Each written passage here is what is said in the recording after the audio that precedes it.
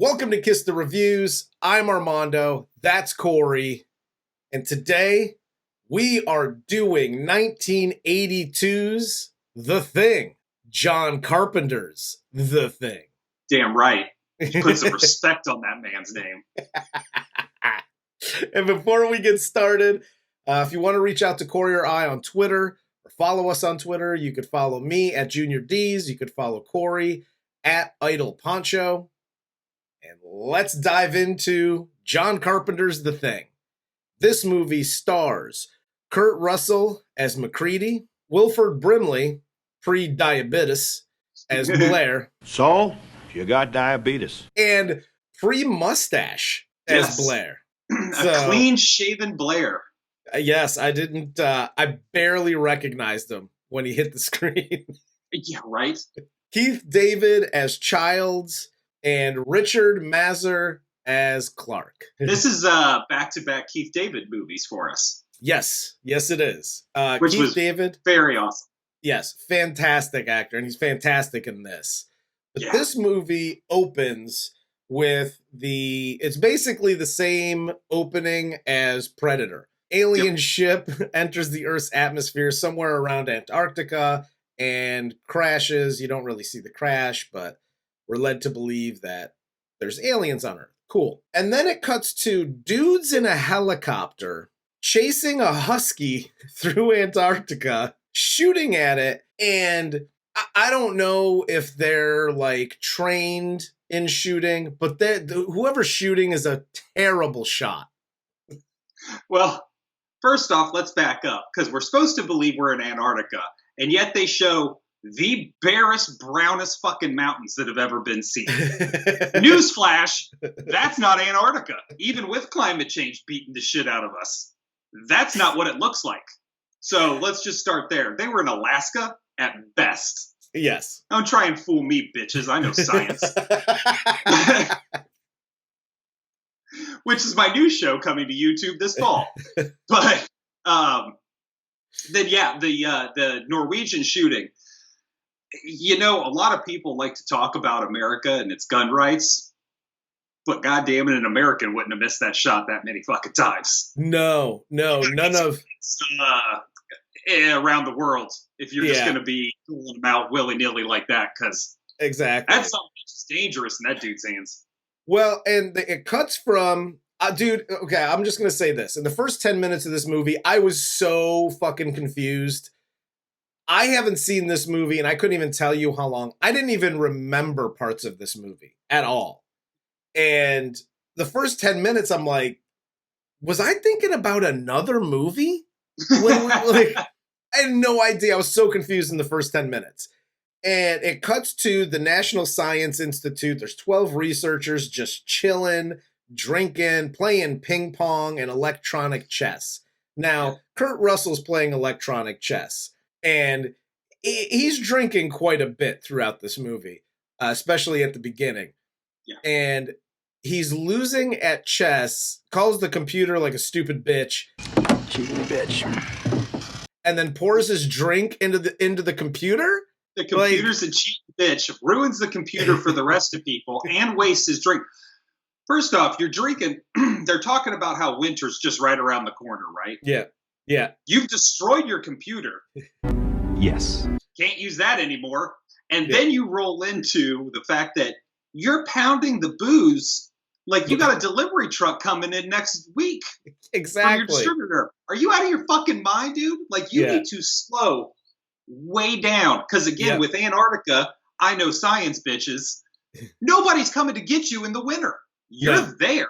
No, yeah. You are locked in. You're not having anybody come until the spring or summer at best. Yeah, the first thing I thought about when he poured the drink into the computer was like, I think this is the first rage quit for a computer game in history.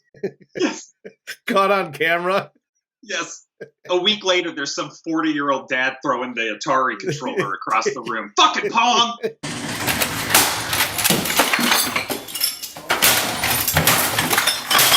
They cut back to the chopper again. Now they're dropping grenades out of the helicopter and missing this dog by a mile. Yeah. They then land near the facility. The researchers come out. The one dude takes out another grenade after they land and accidentally throws it backwards. This is literally why the Nazis steamrolled you in World War II, Norway. Not only Unfucking believable. are you a horrible shot, now you have a grenade, you pull the pin, and then you go to raise your arm and you just huck it backwards? Hug it, chug it, football! Yeah, that's something like I would expect a 2-year-old to do. There's a couple of things that I'm like, okay, this is like, these are 5th graders in adults' bodies. But Yeah. we'll get to those as we move on. But the other dude still has his gun, chasing the dog, not even acknowledging that there's other people around, and just willy-nilly just shooting people, shoots one of the researchers, and then Gary, who's like the leader of the American researchers, see, this is how you aim. Puts Crack a bullet right through the guy's head. USA! USA! USA! We have gun ranges in this country. And apparently Gary has practiced a lot at firing at Norwegian researchers running through his camp. So they find some info on the dead Norwegians. Mac puts on his best prospector's hat, and then him and Dr. Copper fly to the Norwegian camp. They get there, it's destroyed. Kurt Russell, throughout this movie, in that hat, looks like the lead singer of Foghat. It's just like, dude, were you an Almost Famous? Like, what is going on? Dude, I'm pretty sure the one dude in Toy Story was based off of him. I'll tell you what's not fair. They get to the camp, they investigate, and the camp's destroyed. They find the dead, frozen over guy with the slit wrists and the slit throat. This was how they did the blood, how it was frozen. That was awesome. That was awesome. When I saw that, I was like, that's nice. All of the effects in this were fantastic. Great. Yep, absolutely. Absolutely fantastic. And Mac finds a frozen block with like the middle dug out or melted or whatever. They don't really know what it is. And they fly back to their camp with a body that they found before they left. A body. It looks like some weird half-melted human. It looked like like the face reminded me of Freddy Krueger's chest in Dream Warriors when he rips open his sweater. Okay, you know where I went with it was Terminator 2. It looked like the T-1000, like separating. So they perform the autopsy and they find that it's all human organs. So this is apparently just a melted human. Sure. And they have a lot of doctors at this place because they have Dr. Nosering, then they have Wilford Brimley, Dr. Diabetes. So, you got diabetes. And then they have like their orderly. I like Dr. Diabetes, so Yes. I'm just going to use that for the rest of the show. They put the husky up that they have now apparently adopted, and they put it up with the other dogs that they have. They put him up late. First off, this Norwegian guy's shooting at this dog, and they just let it roam around with them everywhere they go. And the fucking dog is staring off into nothing like he's the kid from The Omen. Like he's Damien. But it's like you gotta know. Fuck that. You have a whole pen of huskies that are straight chilling, and this dog is staring off into the sunset like he's writing poetry, for Christ's sakes. There's something wrong with this dog. And there has to be a reason. They even say at the beginning when they dispatch of the Norwegian, they're like, it's too early in the season for him to be going crazy already. Yeah. Hey, dog, come on in. Well, the dog's like hugging up on him. It's well behaved. You know, it was. That's the other problem. So they let the dog hang out with them for a little bit first. And I believe it's Clark who hangs out with the dog. Richard Belzer's just like, oh, this is my buddy. And this is the only thing I can identify with is he actually seems to be more into the dogs than he is the human beings. Yes. And Yes. that I totally can empathize with. Like, I get you on that front, but everybody else there should have been like, dude, lock that dog up. Well, I mean, you know, he's like Sarah McLachlan. He's just trying to save another husky. It's cool. So he puts the dog up with the rest of the dogs. The other dogs start going crazy. This dog, the Norwegian dog, is in the middle of this cage, this pen. And he starts to morph into another creature, and it just starts like pissing pink shit all over the other dogs. Dude, this was a crazy scene. Now, I've seen this movie multiple times. I've seen it pretty recently. But I was watching with a special lady friend who hadn't. She'd never seen it before. Yeah.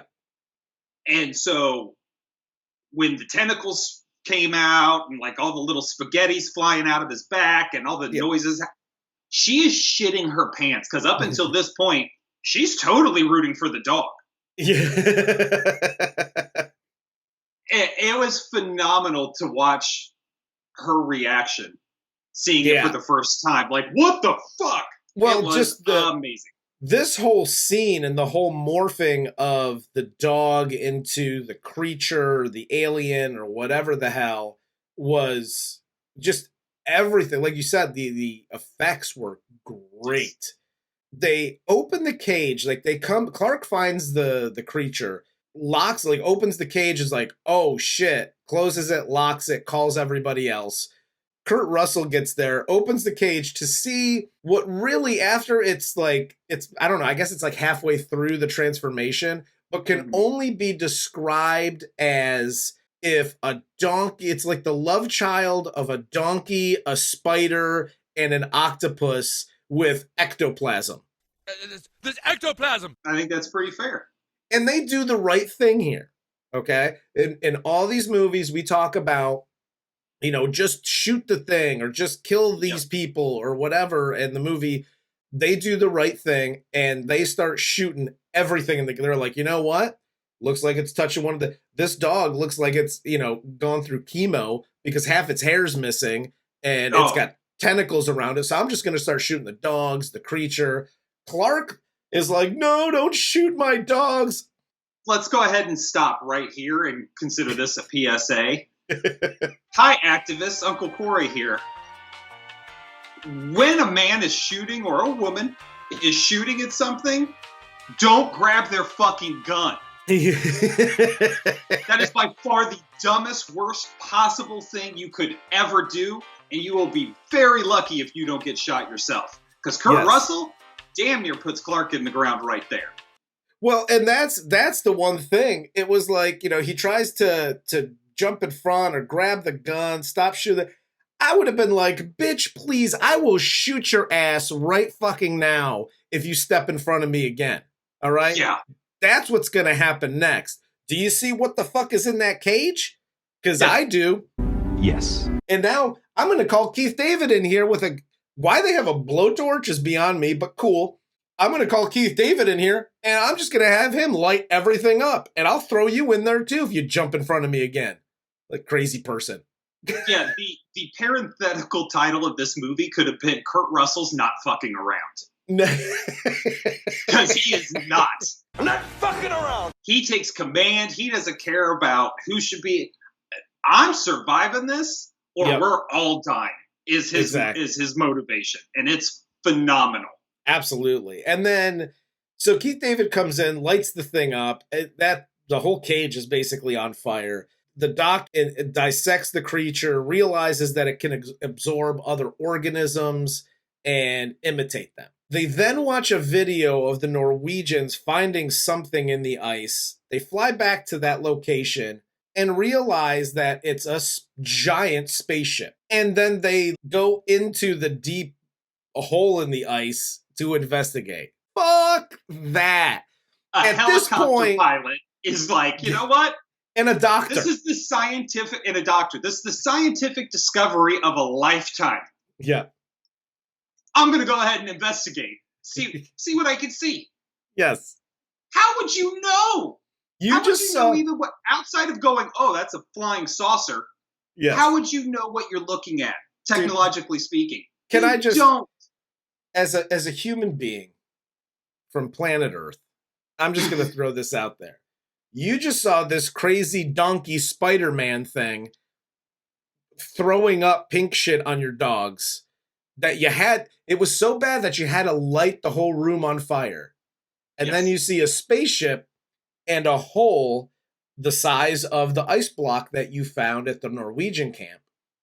And the Norwegian camp is completely destroyed.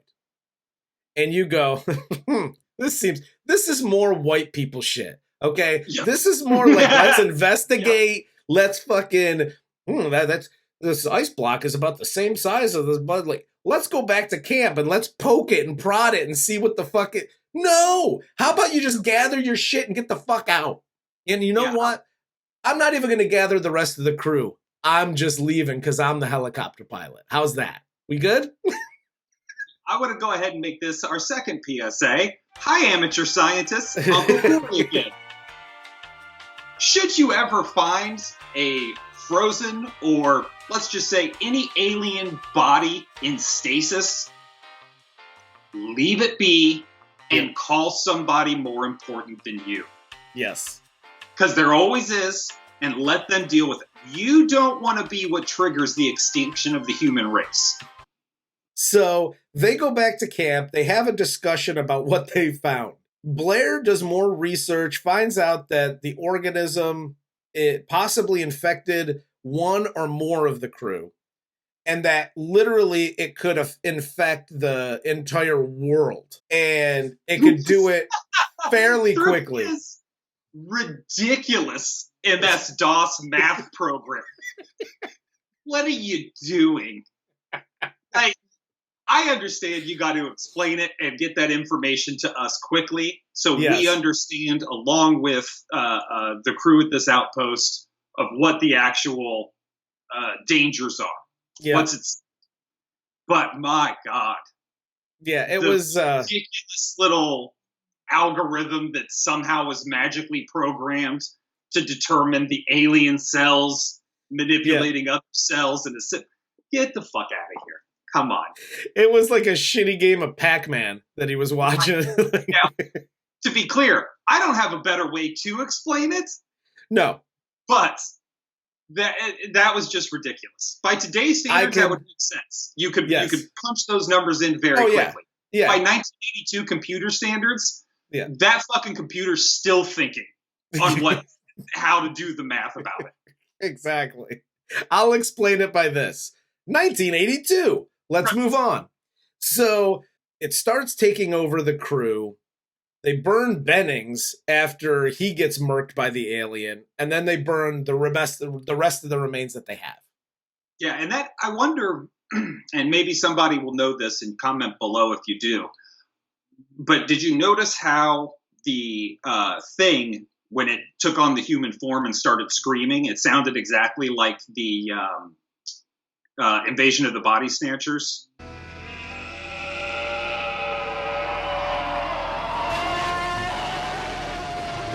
Totally. I don't know if he was giving a little nod to that or I don't know. Just happenstance, but it was awesome. I love that scream. It was terrifying. Yeah, well, and that whole scene is really cool because they're outside, and it's like 40 below outside, and they continue to go outside like somebody's losing a finger or something at some point. Yep. But they can't find Blair at this point. They can't find Dr. Diabetes. And he's running around, sabotaging all the vehicles to escape. He's killing the dog. He's trashing the comm room. And he gets locked up by the crew. And then he warns Mac to watch Clark. Because Clark seems a little off. So, Clark does seem a little off. Yes. And they have an idea while they're out. This is right after they lock Dr. Diabetes up. They have this idea that they're talking about outside, and where they could test the blood, because if the blood attacks the other, cells, whatever, then that person's infected. And I was like, okay, good idea. They go to the blood fridge where they have everybody's spare blood, I guess, and everything is emptied out. And now everybody's like paranoid of everybody else. This is where everything just gets ramped up even higher. But when I looked at it, I'm like, well, there's still blood in those bags. You don't need a gallon of blood to do this test. You only really need a couple of drops. Yeah, I didn't know if it was exposure or what exactly the overall problem was, but it seemed like there were still sample sizes to do the test. But whatever, because like you said, they did such a great job setting it up where your main enemy is the thing. Yes. But now paranoia also comes into play here. Yeah. And brings on the human element of also just who's your enemy. Because it gets to a point here where they don't care who's human and who isn't. Yeah. It's me against you, period. Exactly. Well, and then, so no one trusts anyone at this point. They tie 3 of the dudes up. They tie up Clark, Dr. Copper, and Gary, I believe. Fuchs is found burned alive outside. They think that Mac turned because they go to his little like outpost.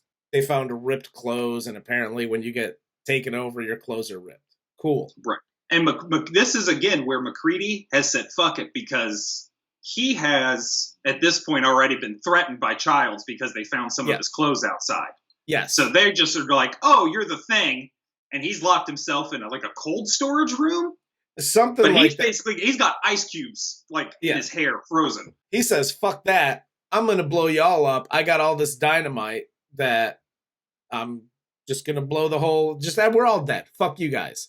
Yep. And they're like, cool. I guess you could take back over again. Yeah, you win. So during this, Vance has a heart attack. Dr. Copper tries to save him, and he gets his arms eaten by Vance's torso. Reminds me of the honeymoon with my ex-wife. And it's funny because he gets his arms eaten off by this mouth on Vance's torso. Yes. And then his stomach opens up, and like Willie the water bug starts coming out and spraying shit everywhere. Do you remember Willie the water bug when you were a kid? And it was just... No, I wasn't born in the 50s like you. I don't. It was an 80s thing. It was the little guy, and he had the long, like, it was basically dreads, and water would shoot out of him. No? Sure, Jan. That Mac lights him up here with the blowtorch again, because they trust Mac with the blowtorch again. And Vance's head breaks off and starts to crawl away. Mac lights that on fire. Dude, that was a great effect. That upside down spider head in 1982 dragging itself by its tongue. Yes. Fantastic. It looked like the tongue, like the little thing looked like rope licorice. But that whole scene, the effects, I don't know who did the makeup and the effects on this. I probably should have looked it up, but we don't do research here. Yeah. But they did an incredible job with all this stuff. You know who does research? Norwegians. How they end up. Mac then ties everybody up and takes blood from them because a helicopter pilot thought of a new test that will prove if somebody's taken over by this alien. If you notice, when they cut their thumbs, I didn't know there was a major artery running through your thumb because they bleed so much blood. Oh my gosh! I'm like, are either they're hemophiliacs or my shit's way too thick. So they all bleed into their little petri dish, and Mac heats up the little thing, and he tests Palmer's blood, and all hell breaks loose. The blood shoots out of the petri dish. Palmer then starts turning and morphing into the alien. Carpenter did such a great job setting this up because he tests one blood, nothing. Tests the second blood, nothing. Tests Clark's blood, nothing. So you find out that Kurt Russell, McCready, actually just murdered Clark. Yes. He was human. And even Childs calls him out on that. And then he gets to that last test. Because at this point, you're like, stick to flying helicopters, bud. Exactly. This was not your best idea. And it seemed like a fifth grader's. Yeah, it seemed like a fifth grader's experiment, like that he was trying to do. But then Palmer starts to morph, shoots up to the ceiling, and then he eats windows. and just starts stuffing windows in his mouth. Like, cool. Mac lights everybody on fire, lights Palmer on fire, lights windows on fire. And the best acting is going on by everybody still tied to a chair. Because all they keep saying is, get me the fuck out of this chair! And Keith David does such a great job during this whole thing. Because he's the one like, cool, my blood's fucking straight. Come on, get me out of here! Cut me loose, damn it! And Gary at the end, too, is like, yeah, so now that this is all over and we're done and you see I'm fine. I'd rather not spend the rest of this winter tied to this fucking couch! It was so great. Just this whole scene is fantastic. So well shot. Yep. So they go to give, after this, they go to give Blair, Dr. Diabetes. Diabetes. The test. And he's gone. He was locked up. Now he's gone. And apparently in a day, like, I don't know exactly how much time has passed, but let's call it 24 to 48 hours. He has managed to dig under the camp and build a goddamn spaceship out of spare parts that he got from the helicopter? It's a pretty elaborate spaceship. Listen, I get it. Maybe the aliens can dig super well. So I'll write that off. He dug, he's like a mole. He dug his little fucking cavern. But the spaceship that is being built in said cavern is so elaborate. And I'm like, forget the internal stuff. There's wires that you took from the helicopter and the tractor and the other things that are there. Sure. Cool. Where did you get the outer skeletal thing for the spacecraft? Like, and the welding material to do it. Like, how are you putting these sheets of metal together and keeping them formed so it can go in space? Yeah. So Mac at this point just says, fuck it. We're not going to get out of here alive, so we're just going to plant explosives all over the place. Yep. They just start firebombing every single room. Yes. Step by step. Brilliant. It's fantastic, and I like this because this doesn't lead to a happy ending where people get out alive. You know what I mean? Yeah. Like a lot of movies like to tie a nice bow on it at the end. This isn't one of those movies. No. But Blair takes out the remaining two researchers, takes out Gary and the other dude. And I don't like how it took out the other. So it took out Gary, right? That's First. A cool scene with the hand in his face. Yes. Yeah. That's a cool scene. Totally fine with it. Yeah. But then when they take out the cook, so he's walking in, and he looks like he's like seen the deadlights, like that he's been caught by the deadlights in it. You know what I mean? Yeah. Because he's just amazed and walking agape, and his eyes are wide open. But they never show anything. They never show anything. Why is he just wandering in there like that? Yeah. And two, why wouldn't he just be like, McCready, I can't get Gary. Yeah. You know what? Like, you're unarmed. You have nothing. Yeah. You don't even pretend like you're going to fight. I didn't like how he went out. I thought that was kind of dumb. I agree with that. I didn't like how he went out either. But the alien goes underneath. It's ripping up everything as it's going to Mac. And it pops up out of the ground. And it looks like Man Bear Pig from South Park. I am super duper cereal. It's all deformed and it's just, which again, effects wise is fantastic. I love this. This whole scene was great. And then Mac blows the whole place up, somehow gets out alive. He's McCready. I mean, he's Kurt Russell, so of course he got out alive. But he also sees that Childs is still alive. Yes. And then Keith David and Kurt Russell just sit down in the snow and chill and talk and drink and freeze to death. End of movie. Okay, so this is where we get into the real conversation about this movie. Yes. Because it has long been theorized, and I'm one of these people that believes in it, that Childs was actually the thing. And it's proven when he takes a drink of the liquor. Because if you go to the scenes where they're firebombing everything and Kurt Russell's setting up the final big explosion, yes, he's got a set of Molotov cocktails. Yes. Right? Yep. There is no more liquor. It's gone. It's all Molotov cocktails. So technically, Kurt Russell has gasoline in that bottle. And the theory is, because he goes to pick it up, and then he sees Childs, right? Yeah. So it looks like he's going to drink it. The theory is he was going to dump it. Okay. Just to make sure that nothing survived, because MacReady's theory is the thing wants to freeze itself until it can be discovered again. Yes. And eventually it'll get out. So then when MacReady and Childs sit down and they're kind of discussing, like, there's nothing left we can do. If you're the thing, it doesn't matter. If I'm the thing, it doesn't matter. We're both dying here. We're both going to freeze here. And he hands Childs the bottle of gasoline, and Childs drinks it. And just acts like, because the thing wouldn't know what gasoline tastes like versus liquor or anything. Kurt Russell laughs. End of movie. Yeah. So the theory is that's how you knew Childs was the thing. Yes. And technically that means the thing is going to win, because it's going to get frozen. It's going to be discovered when they come to rescue the outpost after winter. I'm super serial. All in all, this movie, again, and this is why, again, I've said it before, I'll say it again.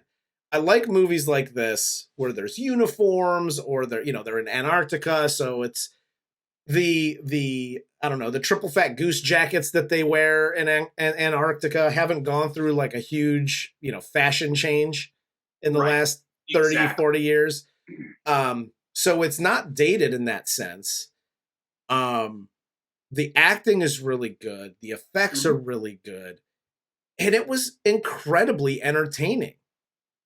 Yes, very much so. Still, it absolutely holds up. Oh, yeah. I think this was one of those movies when they remade it, they really shouldn't have, because it stands up. If you're going to remake a movie, which I have no problem with, remake whatever you want. Yeah. But it can't hold up still to this day when you're remaking it. If it does, you are going to fail. You're right. It's fact. This movie is a classic. It still holds up. Everybody in it is great. Everything, even the pace, like it's a very slow burn. Mm-hmm.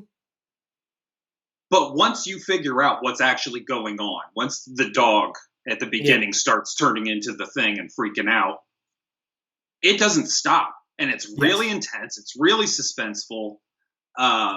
It's just a great movie. And I love, again, you have man versus nature, you have man versus man, and you have man versus alien, for lack of a better. Yeah. I mean, it's perfect horror movie scenario where if anybody actually did survive, you call bullshit and it wouldn't be as good. Exactly. And again, going back to what I said before, that's why I like this, because they don't tie a nice, neat bow on it at the end. Yeah. To where the viewer's like, oh, I feel so good and everything's great. There's questions at the end. I love movies like that, where there's still a couple of questions when the credits start to roll. That's awesome. Absolutely.